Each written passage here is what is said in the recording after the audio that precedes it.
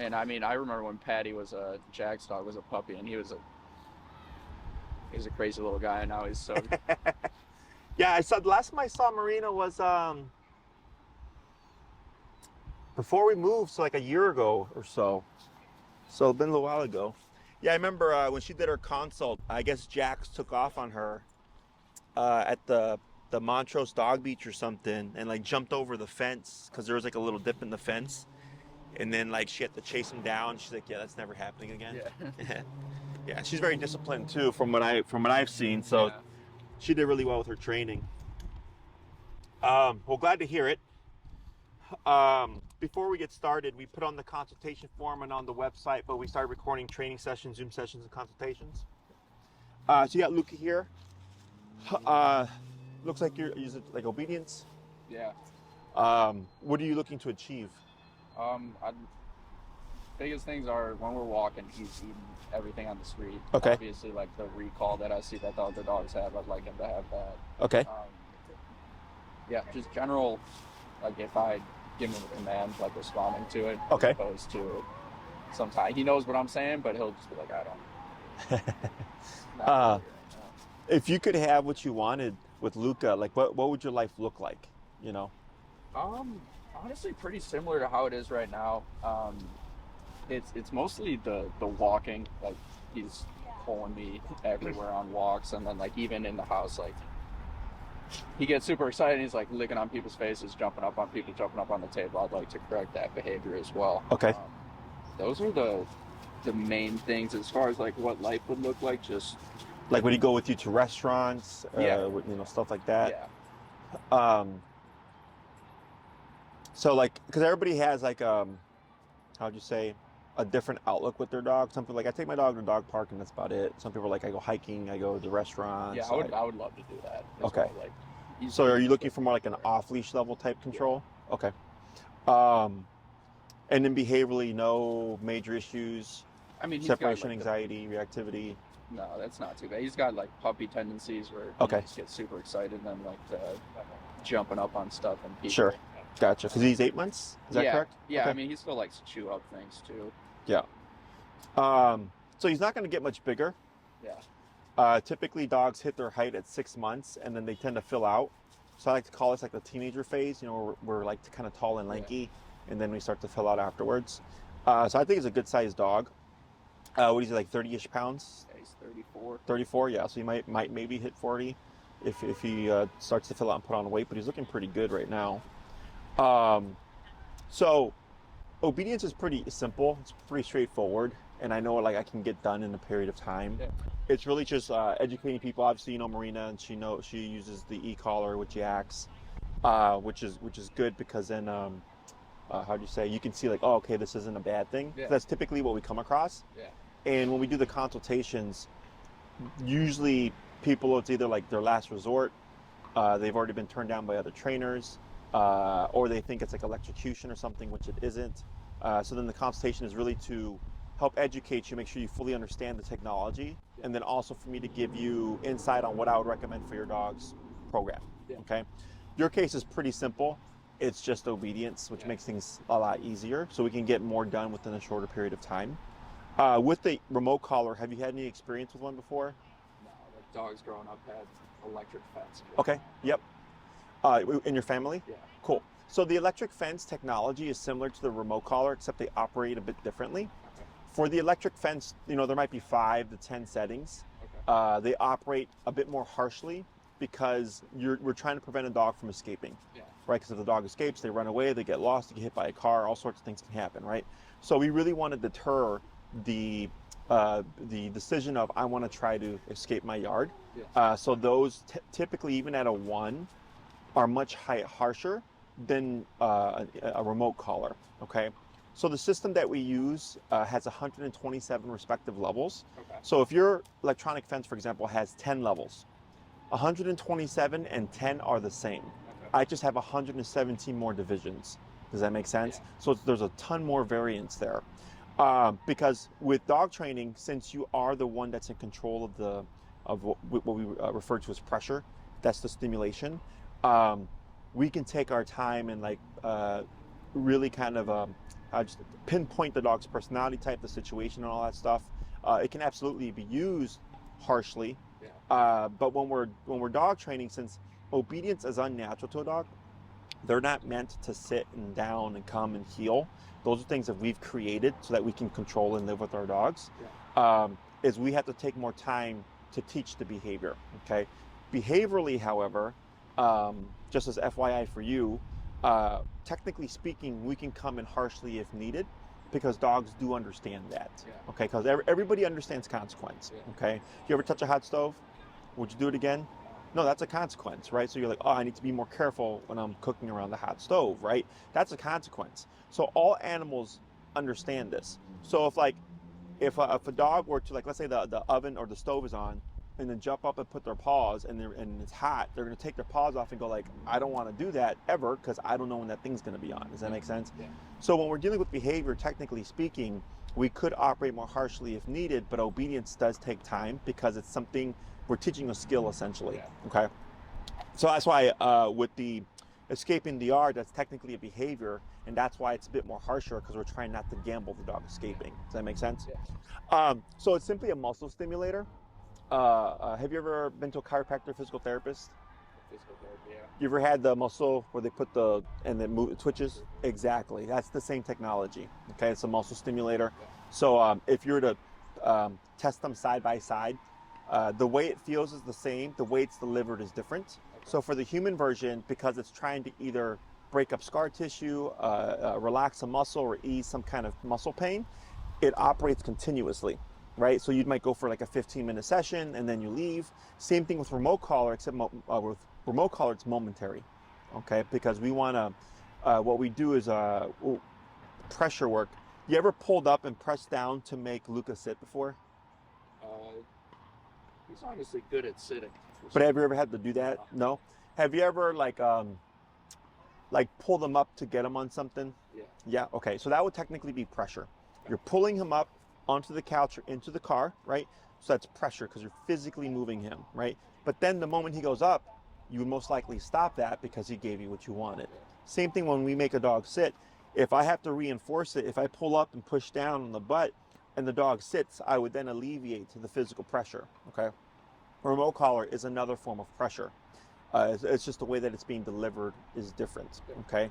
So we shape everything through the remote collar, even if the dog already knows it. Okay, so most people would think like, oh, my dog already knows sit. Oh, my dog already knows down. I go, your dog knows sit or down in one context, but when it's not as simple as if I say it and they don't do it, I press the button. We have to reteach it with the tool that we're using. Does that make sense? Otherwise, the dog gets confused because they're like, I don't know why that happened. Okay, so most people tend to think of the e-collar as, if you don't do it, I will punish you. That's the most common perception. Okay. And technically speaking, yes, it can be applied that way, but we always want to teach everything with the collar first, so that later on, if I do have to correct or reinforce anything, the dog understands why. Okay, so like I just finished a dog's program who did like a 2-week board and train, and then in my opinion, the dog was not trained correctly, because anytime they said something, the dog wouldn't do it, and when they pressed the button, instead of performing the behavior, the dog would move away. Okay, so for example, if I say place, places go to your bed and don't move, okay? They said place, the dog would do it. I said, okay, your dog understands the word. So I said, remove your dog, and I said, now just press the button. So when they pressed the button with no word, the dog walked away from the bed. If anything, the dog should have gone to the bed. Okay, so the dogs that I train, if you're standing next to the bed and you press the button, they'd go to the bed because they understand that that's what that means within that given moment. Does that make sense? So regardless, even when I get dogs that have been previously trained on remote collar, I usually have clients do things for me so I can see what's going on, and I go, okay, this wasn't done correctly where it was. So even in those cases, we still have to recondition, and then so we make sure that the dog understands it the way we want them to. Okay, so the collar should always push your dog into the behavior. Okay, so if I said come and the dog doesn't come, when I press the button should reinforce that. But typically people go like, I called you, you didn't come back, so I'm going to punish you for not coming back. But if anything, that pushes the dog away from us. Does that make sense? So I always want to make sure that the dog is understanding everything correctly. Question so far? No. So it's not electrocution. You know, it's just a muscle stimulator. Yeah. If it was electrocution, I would think it'd be illegal. You know, we use the technology in humans all the time. I typically start puppies at 6 months, so your dog is 8 months, right? So perfect time to start training. The way I look at training is it's like a lifelong thing. Once I've taught your dog or taught you to train your dog, if you do good work with reinforcing and conditioning and everything, ideally I don't hear from you again. Yeah. Okay. I like to think of it as I come in, you want your dog trained, we pick out the things we want to train, and from that point, once your dog understands the skills, it's just a matter of apply and reinforce. Okay. One of the most common questions that I get is, when does the e-collar go away? I'm sure if you hung around Marina, you probably see she still has the e-collar on Jax, right? So, do you drive? Yeah. Do you go on the expressway? Yeah. Do you go the speed limit? Yeah. Most of the time. Most of the time, right? Most people don't go the speed limit, right? And if you get caught behind someone who is going the speed limit, you probably get a little frustrated, okay? Same here.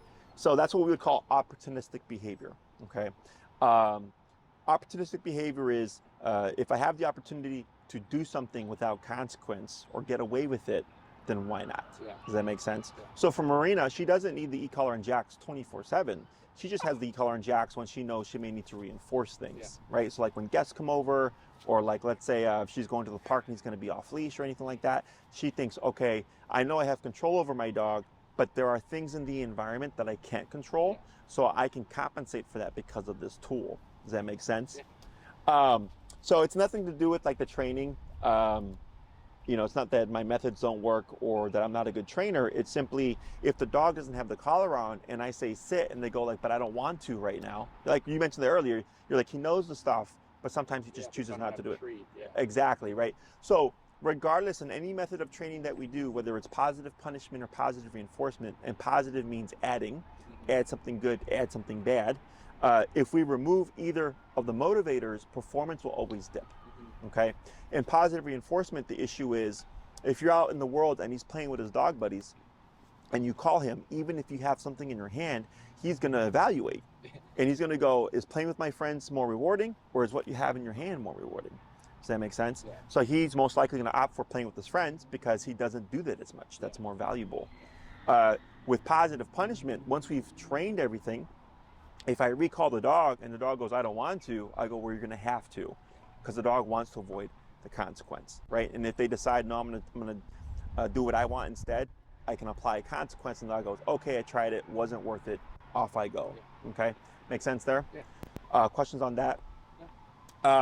Because usually people are like, when actually I have a client, they had their second class this past Tuesday, and I tell this to everybody during the consultation.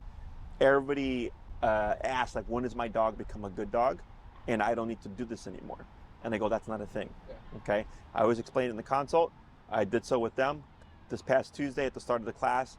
So essentially, she asked, hey, when do I not have to do this anymore? And I was like, it's not that you're always training.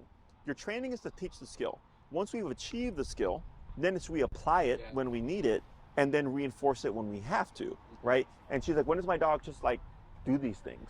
And I go, never, unless you have a means of making it happen. Just like with humans, right?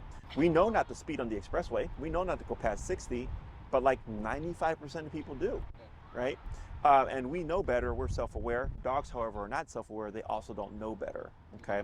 So think of your dog as a 2-year-old child, or 2 to 3-year-old child, forever, okay? He's never going to mature, get a job, and contribute to the household or anything like that.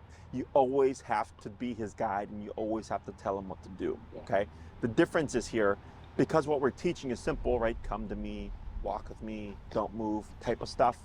Your dog will learn the concepts. Your need to reinforce starts to drop. But then if there's something more rewarding in the environment or something more distracting, you have a means of going, hey, bud, no, you really need to do this. Okay, does that make sense? Yeah. Questions on that? Yeah. So a lot of the stuff that you're dealing with, like right now, you see how he's chewing and everything like that? Yeah. This is what we would call overstimulation. It's very common nowadays. Overstimulation is essentially a dog's lack of boundaries. And not that you haven't tried to achieve boundaries on your own. It's just if Luka, for example, jumped on another dog and that dog didn't like it, what do you think that dog would do to Luka? Exactly, okay? Because dogs are physical creatures and they go, you're not gonna jump on me, I'm not gonna allow that, right? Now another dog may not care, but some dogs do care. So they correct each other through nipping and biting. They use physicality. That is actually boundaries for a dog. Yeah. Boundaries from a human to a dog is typically no, loud clap, turn your back, put them in the kennel, right? Isolate them or something, ignore them. Dogs don't really do that as consequence. Does that make sense? Yeah. They might tolerate for a bit, and if he keeps jumping on him, the dog's like, all right, I've already ignored you for a couple of minutes. I just need to tell you directly the nip and bite would happen. That does not make the other dog aggressive. That dog is simply just using what communication they have, which is their teeth and their mouth, to say, don't do that to me, okay? So I like to view the e-collar as a bite on the button. When we condition it, I want the dog to perceive it similar to being corrected by another dog. So that this way, in the future, when we're using it, the dog goes, okay, I understand why that happened. I'm either going to stop doing this or I'm going to do what I was told, okay? When we get overstimulation cases like this, very common with puppies, because people tend to excuse things a lot because they go, oh, it's a puppy, like, this is normal. I get 2-month-old puppies and they're calm because they try all the puppy stuff and I correct it all because I don't want it. I use, are you familiar with Cesar Millan, the dog whisperer? Yeah, exactly. I use his methodology for my puppies under 6 months because it's a great methodology. So if they're yipping and barking and I don't want that, I correct it. So then they learn, okay, we're calm. But then if I were to let them out in the yard or into a playpen, they could run around and be puppies. And then unless they do something that I decide, no, it's a little too far, I would let them be. But when they're in the house, they go, we're in the house, we have to be calm, okay? They understand these concepts as young as 3 to 4 weeks. But most people tend to excuse things, okay? So the chewing, you said he's chewing in the house? Yeah, he's better where mostly toys, but every once in a while, he'll still grab a pillow. Are his toys around all the time? Yeah. Okay, so what I would suggest, you put all the toys away. Okay. And then the typical puppy stuff, like put away shoes and stuff you don't want him to get to. When he starts to look rambunctious, randomly pull out a couple of toys and then give it to him. Okay. And then when he walks away, put them away again. Okay, so what happens is with puppies, when we have access to things 24/7, the value goes down.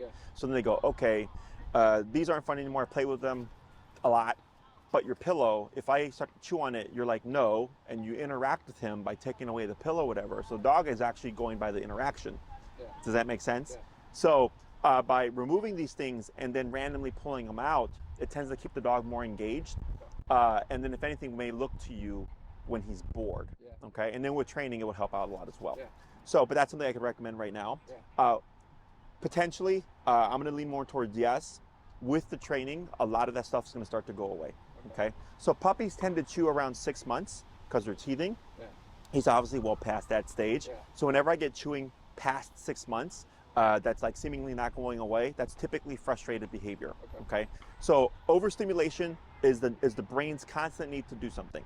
Okay, if the brain cannot do something, it gets frustrated and it has to outlet that frustration. So that's why he kept picking up sticks and then he started to dig and he's been chewing on stuff, right? That's all frustration behavior. Once you start the training, I would bet you come back on your second class and instead of doing all of this, he would just lay down and be calm. Okay, because now you're teaching him how to turn off and you're actually being able to correct things. So if he goes for a stick, I can now bite him and go, you can't have that stick. So when I remove that option, the brain goes, well, if these aren't options, my only option is to chill out. Is that making sense? Questions on any of that?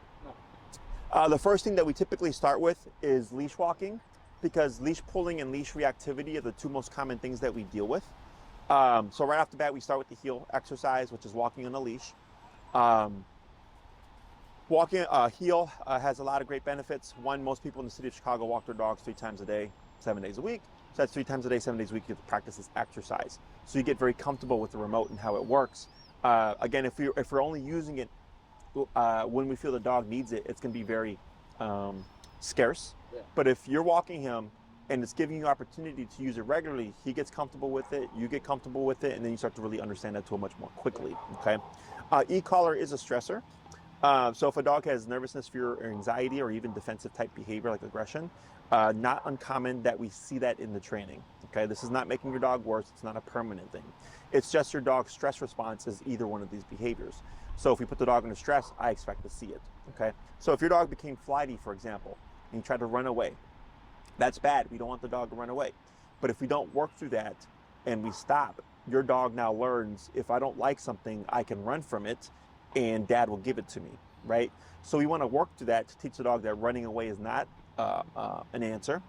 But then actually that's how we build confidence. So a lot of puppies nowadays grow into dogs with issues because when they have issues as a puppy, we're not addressing them. And then if anything, we're trying to console or make them feel better, but dogs don't understand that, okay? So then they grow up thinking this behavior is okay or it's being reinforced. So then later on when I come in and I'm having to do remote collar training, the dog is more stressed out because no one's ever made them deal with it, okay? So all that stuff is normal to see. If we do see it, it's not permanent. Once your dog understands everything, all that stuff starts to go away, okay? So we'll start with the heel. It's typically a 2-class exercise. We start with the first class. I teach you the baseline of it. I don't need to touch your dog. Now the way that I train is you show up, you have your tool and everything ready to go, and I coach you through everything, okay? I demonstrate for you, and then I walk you through it, and I give you directions. We repeat that a few times, and then I'd give you your homework, and I'd say rinse and repeat 3 times a day and come back next week, okay? You come back the following week, you give me feedback. Hey, Jesse, his behavior's 50% better. He's chiller in the house. He's chewing less, stuff like that. Like this little barking, whining behavior, this is the overstimulation, okay? Because he's getting frustrated because you're standing still and he wants to do something, okay? So you give me feedback. And then we make tweaks. We work in the second half of heel, and then you'd go off and practice again, and then you come back class 3, okay? Class 3, for cases like yours that are strictly obedience, I like to jump into recall, okay? Recall being come when called. Recall takes the longest to teach and to get to an off-leash level, okay? It's the only command that does need to be off-leash reliable, otherwise it's useless, okay? So recall, to give you an example, I had a client, I trained her first dog and she came back and I trained her second dog. She said her first dog took her 6 months before she considered her dog to be off-leash reliable, okay? Reason being, one, it's more effort. You gotta go to the park, so unless you happen to have one conveniently nearby, you have to now get in your car, drive your dog, go to the park and practice, right? Then when you get to the park, you have to hope that there's distractions, hope that your dog leaves your side. The weather's nice, you know, winter's obviously coming, it's gonna snow at some point. So all these things are factors that inhibit your recall training, okay? So there's never a rush, but that's why I like to get into it as soon as possible. So with the program, when you come back the following weeks, if you have questions about it, I can answer your questions and then we continue to teach stuff. But it literally takes one class for me to teach you how to do it, and then it's simply rinse and repeat until you feel like my dog is off-leash reliable now, okay? Questions on that? No, I think that's fine. I guess like general behavioral question. Like when he's doing this and he's overstimulated, what is the best response? Right now, with what you have, there's nothing that you can really do that's going to be, how'd you say, efficient and effective enough that you're like, you'd keep doing it. I would just say you ignore this for now. Once you start with the training, it's super easy. If anything, a lot of the stuff just falls into line on its own, okay? I will teach you how to correct behavior with the tool because it's very simple. Once you understand the concept, it's simply, okay, I do this when I don't want him to do something. Like right now, if he was conditioned on the e-collar and he had one and he starts to do this for whatever reason, I would literally press the button and he would stop doing it. Does that make sense? Also, here, because you have him on the harness, this is okay for now. But harnesses actually promote pulling for one, and it creates more frustration, okay? So like, let's say he's dog social. He sees a dog, he wants to play with the dog. You see that dog and you go like, I don't want you to interact with that dog. So you might pull him back. Dogs have a thing, and all animals I believe have this thing called opposition reflex. Have you ever heard of that? What is opposition reflex? Oh, sorry. I thought you said, yeah, you knew what it was. Opposition reflex is if a dog wants to get something and you pull them away from it, they pull more. Okay, so if you pull back, he pulls forward. You pull forward, he pulls back. You pull left, he pulls right. He wants to go opposite to what you're telling him to do, okay? So if he sees a dog and you pull him back going, no, bud, we're gonna keep walking, if anything, it drives the dog more because now you're pulling them away from what they want, okay? So that opposition reflex then can build over time and become like leash reactivity and stuff like that. So like I get a lot of clients, and I understand why they would put their puppy on a harness, because if they pull, you don't want them choking themselves or damaging their trachea. It makes sense. But behaviorally, when I see these things, what happens is a lot of clients have puppies that are dog social. You know, they get them at 2 months, they put them on a harness, and they're doing the same thing where they're pulling them away from dogs, and now the puppy starts to associate negative tension towards a dog every time they see it. And the frustration of wanting to play then becomes leash reactivity, which then becomes aggression over the course of time, right? So once you start, you won't need this. What I would recommend is you would just have a regular flat collar. I don't recommend the snap buckles. They're the ones that it's like a seatbelt. You don't want those. Just a regular flat buckle. It looks like a belt buckle. Okay. The reason why is snap buckles can actually break apart. I've had this happen to a few clients over 12 years. Whereas with the belt buckle style or flat buckle collar, they're much more secure. Okay. So just a regular one that's snug that it can't go over his head, and then your remote collar, and you'll be good with that. Okay. Question on any of that stuff? No, that makes sense. I think here. So we covered the overstimulation stuff. So obedience-wise, so we have recall, we have walking on a leash, right? And then you said you'd like to take them with you to like restaurants and stuff, right? Okay. How well trained do you want your dog to be? Do you want just like basic family pet stuff so that you can just like live your life, or you want your dog to be like the best? What's the difference between those two? Like, I definitely, if I'm at a restaurant, basically, if I'm doing this, like, I wanted him to be able to be there, but not have to worry about breakdown behavior. Okay. So the way I like to break it down is you're at least at 6 classes, or we have 6, so we have 3, 6, 9, and 12-week programs. Okay. A 3-week program is for someone that just wants to walk their dog. Okay. It's usually for clients that are on a budget and they have leash reactivity and they really just want to focus on the leash reactivity. Yeah. Okay. The 6-week program, think of it as I'm going to walk my dog and calm my dog. The 9-week program is walk my dog, calm my dog, go to restaurants. The 12-week program is I do all of that stuff, plus I go hiking. Like, my dog is going everywhere with me. Okay. Or like clients that want to like fly with their dog and stuff like that. Then that's a longer program. Okay. Now in your particular case, because I think it's going to be fairly straightforward and easy, I can get a lot done in 6 classes because your dog does not have behavioral issues. Okay. So I would figure it would lay out as 2 classes on heel, a 3rd class on recall, a 4th class is on go here, don't move, and then classes 5 and 6, I can help you build those simple things to an off-leash level. Okay. If you do a 9 to 12-week program, we're covering recovering, sit, down, stay. Whereas in the 6th class program, I would cover come or recall, heel, and then place. Okay. So there's what I call the 6 family pet commands: sit, stay, down, come, place, and heel. Heel, come, and place.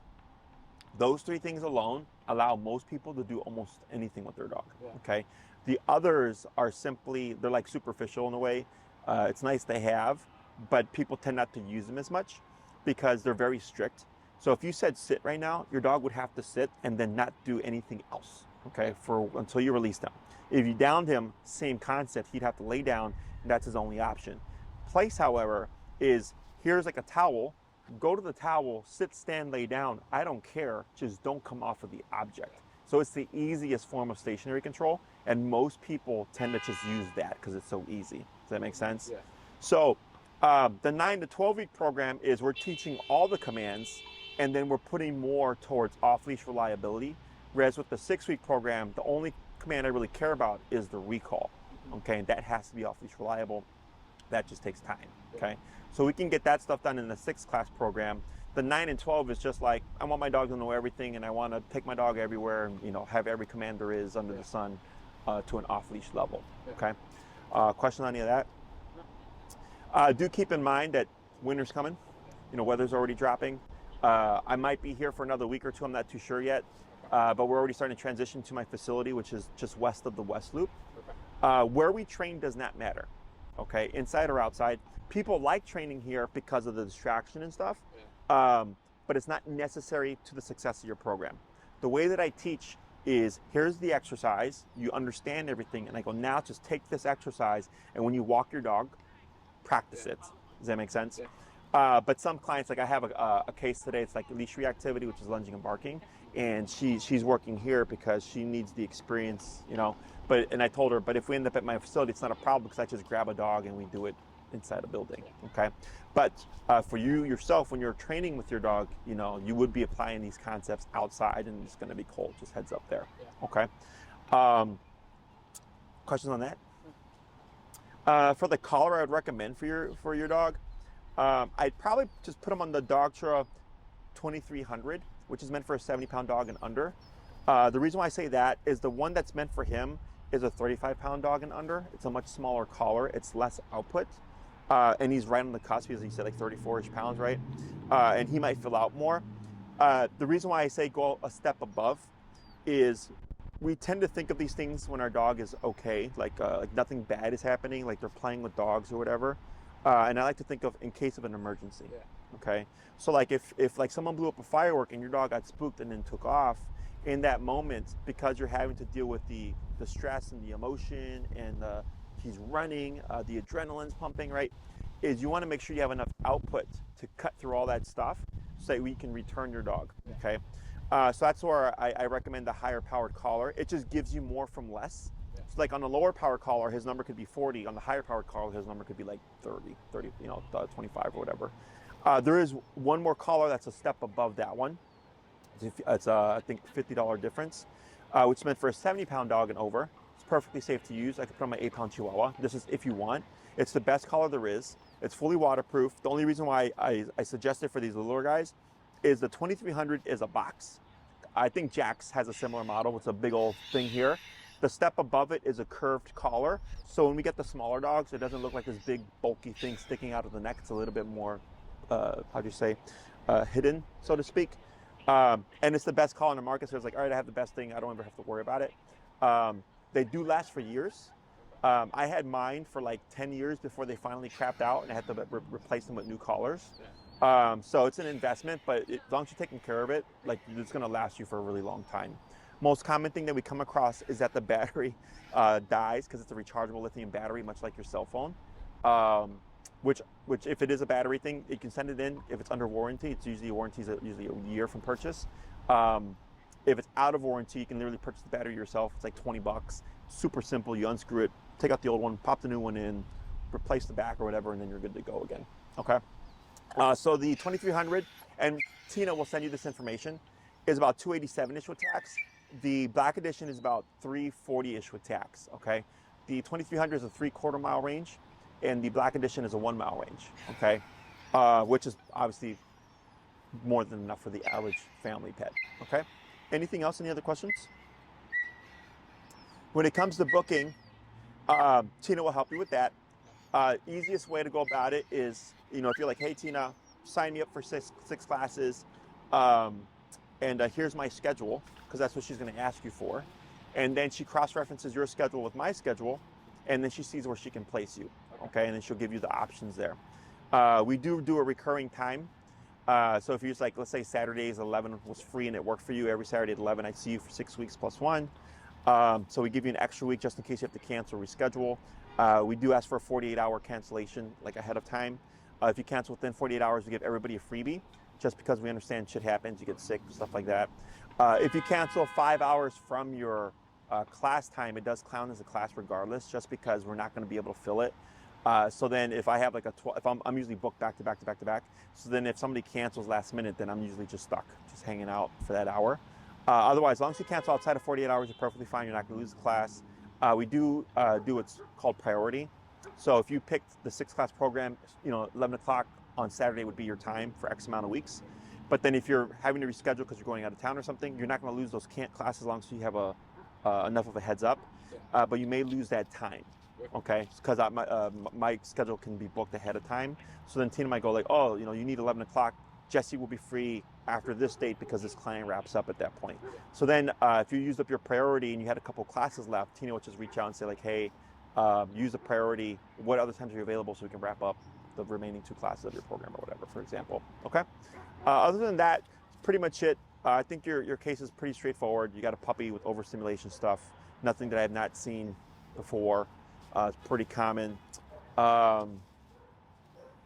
Any other questions? No. Concerns? No, I was briefed pretty thoroughly from Marina. Oh, so it's like a second consultation for you? Yeah. I gotcha. Yeah.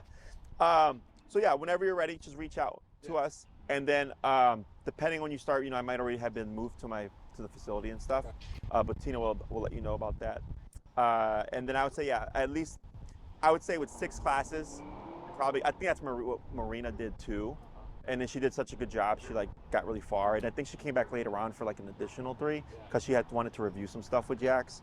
But with 6, as long as you're doing the homework, we'll get at least the heel, the recall, and the play stuff done. Yeah.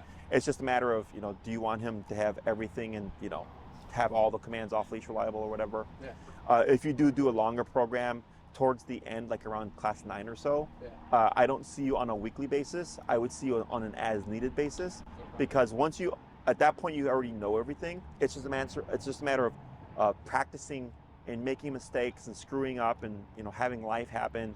And then you come back and like, hey, Jesse, here's where I'm at. And then I help you get to the next level. You go off until you're ready. You come back. So sometimes I don't see clients for like a month or two in the later half of a program. And then at the final class, it's like, okay, here's my dog off leash. And then we run through everything and you're like, okay, I feel good. You know? Yeah. So, okay. Other than that, pretty straightforward. I think you got a good pup here, just typical overstimulation stuff. Yeah. Okay. All right. Awesome, Zach. It was Nice a to pleasure meet meeting you. I'll If- be reaching back out. Yeah, and if you have any questions that you may have forgotten to ask, just ask Tina. Yeah. And then she'll let you know, or she'll email me and then get back to you. If we do end up meeting here, do keep in mind we're going to be here for an hour, and the temperature is dropping, and we're closer to the lake, so it's typically colder. So I usually recommend bringing something for the pup as well, because I can already see he's getting a little bit cold right now. Okay? All right. Awesome. Thanks, Zach. Appreciate it. Pleasure meeting you. You as well.